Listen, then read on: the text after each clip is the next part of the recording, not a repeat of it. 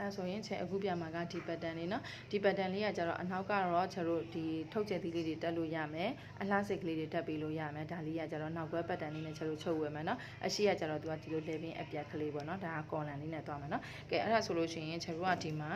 ဒါနောက်ချမ်းနော်နောက်ချမ်းအောင်ချက်တို့အရင်ကြည့်အောင်နော်နောက်ချမ်းလေးကကြတော့ချက်တို့က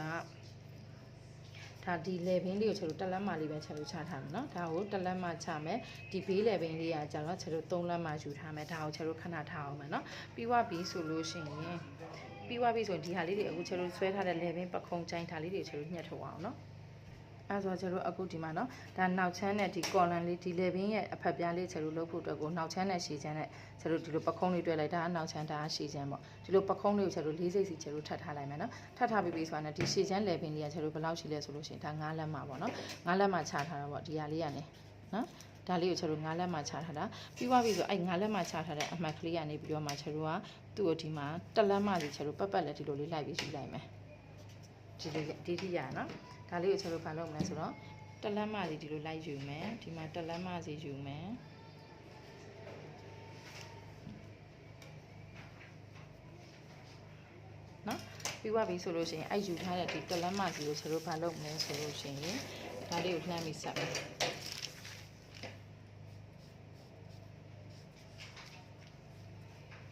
်ဒါဆိုလို့ရှိရင်ဒါလည်းပင်ကျွန်တော်နောက်ချမ်းရှည်ချမ်းကို stick ကိုတစ်ခါလေးကျွန်တော်လှည့်ပြီးထည့်ပြီးယူလိုက်တာပေါ့ဒီထိရမယ်နော်ဒါဆိုရင်ဒါကနောက်ချမ်းဒါရှည်ချမ်းဆိုတော့ကျွန်တော်ဒီလိုလေးဖြစ်သွားမယ် stick လေးရနော်အဲ့ဒါပြီးပြီဆိုတော့အခါကျတော့မှကျွန်တော်ကအခုဒီမှာဘာလာမလဲဆိုလို့ရှိရင်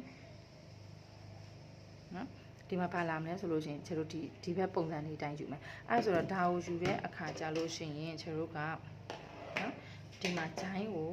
တစ်လက်မှချမယ်နော်ဒီဘက်ဂျိုင်းလေးအတွက်ကိုကျွန်တော်ဒီမှာဘယ်လောက်ချမလဲတစ်လက်မှလေးချထားမယ်ဒီထိရလားပြီးသွားပြီဆိုလို့ရှိရင်ကျွန်တော်ကအခုဒီမှာဒီကနေပြီးတော့ကျွန်တော်အတွင်းထဲကိုတစ်လက်မှစာလောက်လေးကျွန်တော်ယူထားမယ်နော် sorry ဒီနားလောက်ကနေယူလိုက်မယ်ဒီမှာတစ်လက်မှဒီတစ်လက်မှလေးကကြတော့ကျွန်တော်ဘယ်အတွက်လဲဆိုရင်ဒီအဖက်ပြားစာလေးအတွက်နော်တစ်လက်မှတစ်ခွဲတမို့ကြိုက်လို့ယူဖို့ချဲကတော့တစ်လက်မှနဲ့ပြပေးမယ်နော်အဲဆိုရင်ဒီမှာဒီကနေကျွန်တော်တောင်လေးကိုတက်လက်မနော်တမလို့တက်လက်မကွဲဝင်လို့ရတယ်ပြီးရင်ဒီနေရာနဲ့ဒီကတက်လက်မဝင်ထားတဲ့အမှန်နဲ့ဒီကတက်လက်မဂျိုင်းတက်လက်မချထားတဲ့အမှန်လေးနဲ့ကျွန်တော်ဘာလုပ်မလဲဆိုတော့ဒီလိုလေးနှမ်းပြီးဆက်ချလိုက်မယ်ဒီထိရတယ်နော်ပြီးသွားပြီဆိုတာနဲ့ကျွန်တော်ကအခုဒီမှာဒီထိရနော်ပြီးသွားပြီဆိုတော့ဒီမှာဒါလေးရလေးဂျိုင်းလေးရလေးကျွန်တော်ဟာနိုင်တယ်သူကကျတော့ဒီမှာအပေါ်မှာကျတော့သူ့ပတ်တန်လေးအတိုင်းဆိုလို့ရှင်တော့အပေါ်မှာတော့ကျွန်တော်ဒီမှာဂျိုင်းတောက်လေးတွေမပါဘူးပေါ့နော်တွန့်စာလေးပဲယူထားတာပေါ့နော်အဲဆိုတော့ကျွန်တော်ကအခုဒီမှာဒီနေရာလေးကိုကြာလို့ရှင်ဂျိုင်းလေးကိုဒီဟာလေးကိုတက်လက်မစာလောက်ချက်လို့ဒီလိုလေးယူပြီးတော့ဒါလေးကိုတောက်ကလေးချက်လို့ဖြတ်ပေးလိုက်မယ်နော်ပြီးရင်ဒီမှာအောက်ကကျတော့ तू ကဘာပါလဲဆိုလို့ရှိရင်မှာကပတ်ပြားလေးတက်ထားတာပေါ့နော်ဒါကပတ်ပြားလေးတက်ထားတာဖြစ်တဲ့အတွက်ဒီရှင်အောက်ကလေးပါဆိုလို့ရှိရင် तू ကရှင်အောက်ထိပဲယူထားတာဆိုတော့ဒီရှင်အောက်ကလေးကိုချက်လို့ဒီလိုလေးလာပြီးတော့ဖြတ်ဆက်ကလေးလုပ်ပေးလိုက်မယ်ဒီရှိရလားဒီဟာလေးအကုန်လုံးကိုချက်လို့ဘာလုပ်မှလဲဆိုတော့တောက်ကလေးတွေဖြောက်ပေးလိုက်မယ်နော်ဒါဆိုလို့ရှိရင်1 2 3ဆိုပြီးချက်လို့ယူထားလိုက်မယ်ဒါလေးကကျတော့ချက်လို့ဘာအတွက်ဖြစ်သွားမလဲဆိုတော့အောက်ပိုင်းစားလေးအတွက်ဖြစ်သွားမယ်နော်ဒီအောက်ပိုင်းစားလေးအခုဒီမှာဆိုလို့ရှိရင်သူ့ရဲ့အောက်ပိုင်းလေးမှာချက်လို့ဘာမှတောက်တွေပါတယ်မထည့်ထားဘူးတောက်ဖြောက်ထားတာဖြစ်တဲ့အတွက်တွေ့တယ်နော်မတောက်ဖြောက်ထားတာလေးဖြစ်တဲ့အတွက်ချက်လို့ဒီဟာလေးကိုတောက်ဖြောက်ပြီးယူလိုက်မယ်နော်ကဲပြီးသွားပြီဆိုလို့ရှိရင်ချက်လို့အခုဒီမှာဒါကကြတော့အခုချက်ပြလိုက်တဲ့နေရာလေးကတလက်မကဒီအတွင်းဘက်နေရာလေးပြီးရင်ဒီကနေပြီးတော့ဒီကိုလာမယ်ပြီးရင်ဒီမှာဒီရင်ဘုံချဲနဲ့ဒီအပေါက်စာလေးเนาะရင်ဘုံချဲနဲ့အပေါက်စာလေးဆိုချက်တို့ဒီမှာဒီရင်ထိတ်ကလေးပေါ့ဒီနေရာလေးကနေပြီးတော့ဒီအပေါက်စာလေးချက်တို့ဒါမျိုးလေးကိုဝိုက်ပြီးယူမယ်เนาะကဲအဲ့ဒါဆိုလို့ရှိရင်ဒါလေးကိုဝိုက်ဆွဲချက်တော့အခုဒီလိုလေးတန်တာဆိုတော့ချက်ဒီဘက်ကလေးကပြပေးမယ်เนาะအဲ့ဆိုတော့အခုဒီမှာဒီနေရာရဲ့ဒါလေးကိုဝိုက်လာမယ်ဒါရင်ဘုံချဲစာလေးဖြစ်သွားမှာပေါ့เนาะပြီးရင်ဒီလိုလေးလာပြီးတော့ချက်တို့ဒီလိုလေးသွားလိုက်မယ်ရနော်ဒါဆိုလို့ရှိရင်ဒီလိုလေးဆွဲသွားမှာဒါဆိုလို့ရှိရင်ဘက်အချမ်းလေးဖြစ်သွားမလဲဆိုတော့ကျွန်တော်အခုဒီမှာဆိုလို့ရှိရင်တမလို့မြင်ရလားမသိဘူးနော်ဒါဆိုလို့ရှိရင်အခုဒီမှာပြလိုက်တဲ့ဒီအဖက်ဒီအကွေးနေရာလေးရဆိုလို့ရှိရင်ကျွန်တော်ဒါဒီဘက်အချမ်းလေးဖြစ်သွားမယ်သူကကြတော့ဘယ်နှထပ်စီချုပ်တာလဲဆိုတော့သူကကြတော့နှစ်ထပ်စီချုပ်တာဖြစ်တဲ့အတွက်ဒီဘက်မှာချုပ်စာ၄စိတ်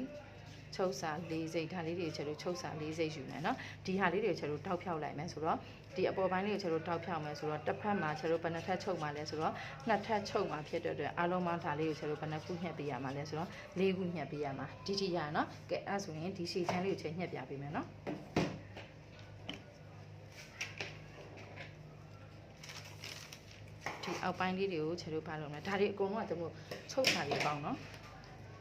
ချုပ်စာ4စိတ်4စိတ်4စိတ်4စိတ်ဒါလေးတွေအကုန်လုံးချုပ်စာပေါင်းမယ်နော်ဒီမှာလည်းကျတို့ချုပ်စာရှိရမယ်နော်တောက်ဖြောက်မယ်နော်ပြန်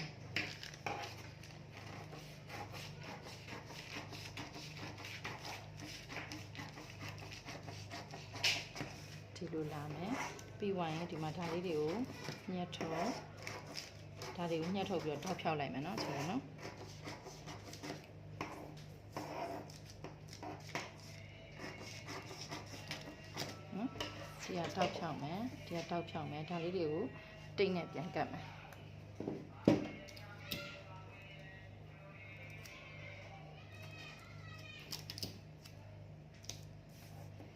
တောက်ဖြောက်ဒါလေးတွေဘာလုပ်မလဲတိတ်နဲ့ကတ်မယ်နော်ကဲအဲဆိုရင်ဒါလေးကကျတို့အောက်ပိုင်းလေးရသွားပြီတောက်ဖြောက်ပြီးသွားပြီဆိုတော့သူ့ကိုလည်းအဲ့တိုင်းပဲကျတို့နှစ်ထပ်ကလေးချုပ်ပေးလိုက်မယ်ဒီထီရနော်ကဲပြီးသွားပြီဆိုတော့အောက်ပိုင်းလေးပြီးပြီဆိုရင်ကျတို့ဒီအပေါ်ပိုင်းလေးရမယ်နော်အဲ့တော့အပေါ်ပိုင်းဒီဟာကိုမညှက်ထုတ်ခင်ကျတို့ဒီကော်လန်လေးကိုကျတို့မိတ်တူလေးအရင်တစ်ခုပွားထားလိုက်မယ်ဒါလေးကိုနော်ကဲဒါဆိုရင်ကျတို့အခုဒီမှာဗာလဲဆိုရင်ဒါမိတ်တူလေးတစ်ခုကူးပြီးသွားပြီပေါ့နော်ကူးပြီးသွားပြီဆိုလို့ရှိရင်ကျတို့အခုဒါရှေ့ချမ်းလေးကိုညှက်ထုတ်မယ်နော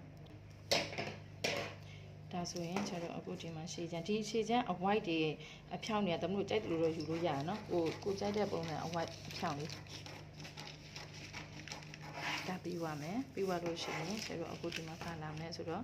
ဒီချိုင်းတလက်မှချထားတဲ့ဟာလေးကိုကျတော့ဒီလိုလာမယ်ကဲရနော်ဒါဆိုလို့ရှိရင်ဒီပုံစံတိုင်းလေးကျတော့ရပါမယ်ဆိုတော့ဒီဟာလေးတွေကတော့ချုပ်စာ4စိတ်လေးတွေတမလို့ယူမယ်နော်ပြီးသွားပြီဆိုလို့ရှိရင်ဒီမှာကြည့်မယ်ဒါလေးကိုချက်လို့ဘာလုပ်မလဲဆိုတော့ဒီဟာလေးကိုထောက်ဖြောက်မယ်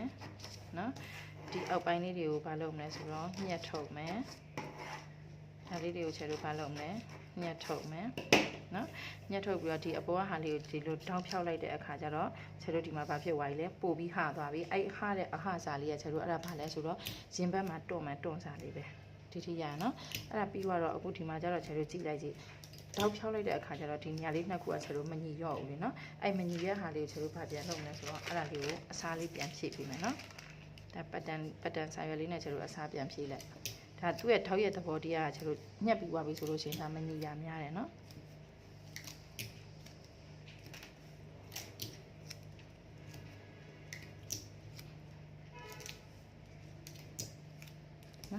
ပြီးသွားပြီဆိုလို့ရှိရင်ဒါလေးကိုချက်တို့အပေါ်နဲ့အောက်နဲ့ဒီလိုလေးပြန်ဖြည့်ချလိုက်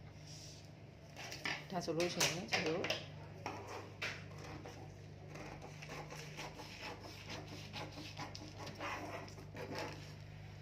့နော်ဒါဆိုရင်ပိတ်စပေါ်ချက်တို့ဒီတိုင်းလေးတင်ညှက်လို့ရပြီနော်အဲ့တင်ညှက်လို့ရပြီဆိုတော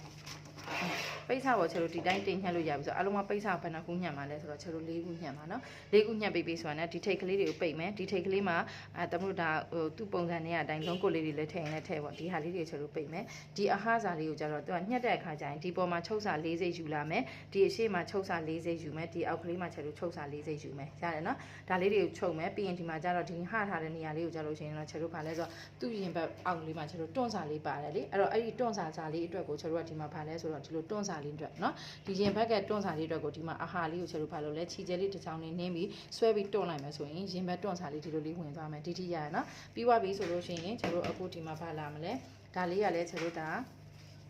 လေရင်းလေးမှာရှိမယ်ဒီလိုပုံစံလေးတိုင်းချက်လို့လာမယ်เนาะဒါကအပေါ်မှာဆိုရင်ဟိုဘက်တစ်ချမ်းနဲ့ဒီလိုမျိုးလေးရှိသွားမယ်ဒီရှိရเนาะကဲပြီးသွားပြီဆိုလို့ရှိရင်ဒါရှေ့ချမ်းနေပြီးသွားပြီဒါလေးကလည်းဒါရှေ့ချမ်းလေးပြီးသွားပြီဆိုလို့ရှိရင်ချက်လို့ဒီမှာဘာလာမလဲဆိုတော့နောက်ချမ်းလေးလာမယ်เนาะနောက်ချမ်းကကျတော့ဆောနာကချက်လို့ဘာလဲဆိုရင်ရှေ့ချမ်းလေးကိုဂျိုင်းရတက်လက်မှချထားတော့ဒါလေးကိုလည်းဂျိုင်းရနေတက်လက်မှချမယ်ချပြီးပြီဆိုတာနဲ့ဒါနဲ့ဒီလိုလေးလှမ်းပြီးဆက်ချလိုက်မယ်ဆက်ချပြီးပြီဆိုတာနဲ့ဒီထောက်နေရာလေးကနေဒီဘက်ကို၄စိတ်ဒီဘက်ကို၄စိတ်ယူမယ်ယူပြီးသွားပြီဆိုတာနဲ့ဒီအပေါ်နဲ့ဒီအောက်နဲ့ဒီလိုလှမ်းဆက်ဒါလေးနဲ့ချက်လို့ဒီလိုလှမ်းပြီးဆက်ချလိုက်မယ်ကြားတယ်နော်ဒါဆိုလို့ရှိရင်ဒါက B1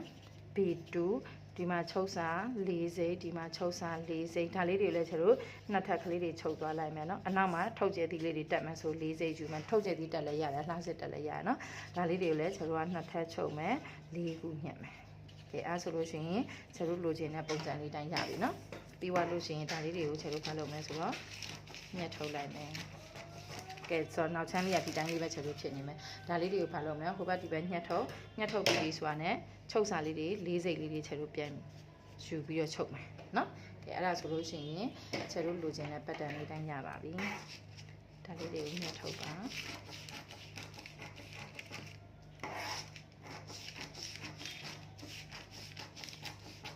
ကဲပြီးသွားပြီနော်ဒါဆိုရင်ဒါကနောက်ချမ်းဒါကရှည်ချမ်းရဲ့အောက်ပိုင်းဒါကရှည်ချမ်းရဲ့အပေါ်ပိုင်းလေးဒီမှာတွန့်စာလေးထည့်မယ်ဒီမှာကချယ်တို့ပါရှိမလဲလေပင်စာလေးရှိမယ်เนาะလေပင်လေးကချယ်တို့ဒီလိုလေးသွားမယ်ဆိုတော့ဒီလိုပုံစံလေးတိုင်းဖြစ်သွားပါမယ်ဒါကချယ်တို့ဒီဘက်တစ်ချမ်းပဲရှိသေးတာပေါ့เนาะဒါလေးကိုဟိုဘက်ချမ်းအတွက်ကိုလည်းချယ်တို့ယူမယ်ကဲရပြီเนาะဒါဆိုလို့ရှိရင်ကဒီလိုပုံစံလေးတိုင်းလာပါမယ်ပြီးသွားပြီဆိုဒါကတော့ရှည်ချမ်းပေါ့နော်ဒါတော့နောက်ချမ်းပေါ့ပြီးသွားပြီဆိုရင်ဒီမှာဒါ stick ကကြတော့လေဒါနှစ်ခုချုပ်ရမှာเนาะဒါက level တမျိုးရဲ့ level တစ်ပတ်လေလုံးစာအတွက်ချက်ယူထားတာเนาะပြီးသွားလို့ရှိရင်ဒီမှာဘာလာမလဲဆိုဒါကကြတော့ lining ပြီးသွားတော့ပိတ်စာကိုကြလို့ရှိရင်ဒီ stick ကိုပတ်လေနှစ်ခုချက်လို့ချုပ်ရမှာချုပ်ပြီးသွားတဲ့ခါကျတော့ဟိုဘက်ထိတ်နဲ့ဒီဘက်ထိတ်လေးမှာချက်လို့ဘာလာမလဲဆိုတော့ဒီကနေပြီးတော့ body ချိန်လေးနဲ့ဖြစ်ဖြစ်ဒီကနေထုတ်ကျက်သီးလေးနဲ့ဖြစ်ဖြစ်ချက်လို့ဒီလိုလေးတက်လိုက်မယ်ဆို level လေးကဒီလိုဖြစ်သွားမယ်အနောက်ကောရှိရော level တစ်ပတ်လေလေးရပြီเนาะကဲအဲ့ဒါဆိုရင်အားလုံးကျေးဇူးအများကြီးတင်ပါတယ်